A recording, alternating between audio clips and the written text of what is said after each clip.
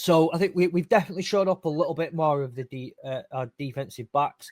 Losing Frank Ragnar was a really tough one, especially because it came so late in the offseason. I know it wasn't, it's not like it happened within a couple of days of us talking here in early in August, but it felt like it was after the draft. It was in July.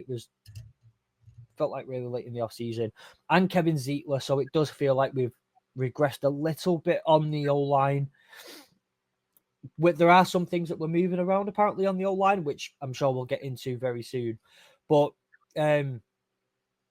definitely shored up fortunately shored up a bit of the DB room.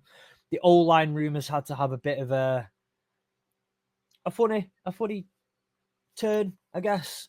Bringing someone back like Tim Patrick has been fantastic. I really wanted him to come back. He was a brilliant, wide receiver 3 for us last year, and he really filled. I feel he struggled a bit, I think, early on last year, but once him and Goff kind of got going, it became the Josh Reynolds type that we'd had for a couple of years beforehand, where you're in a tight spot, you need to hit a tall, big-bodied wide receiver. Tim Patrick's the guy in it, and the trust's there.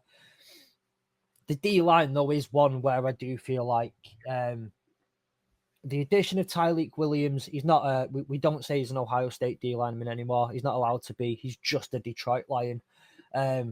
It's a fantastic addition to the interior. Most of us, including myself, wanted an edge throughout the draft. But at the end of the day, I'm going to hold my hands up here and say I've questioned Brad Holmes before and been horribly wrong. I'm not going to do it again. If Brad Holmes thinks that's the best decision for the Lions, that's the best decision for the Lions, and I'm rocking with that. He was fantastic all year last year and the year before with Tyreek Williams. So very happy with that. Losing to Darius Smith hurt a little bit. He really seemed to ingratiate himself to Detroit and the people of Detroit. His girlfriend lives in Detroit now, and that's been a tough one. It always kind of felt like he's probably going to come back and they're going to work something out. It still hasn't happened.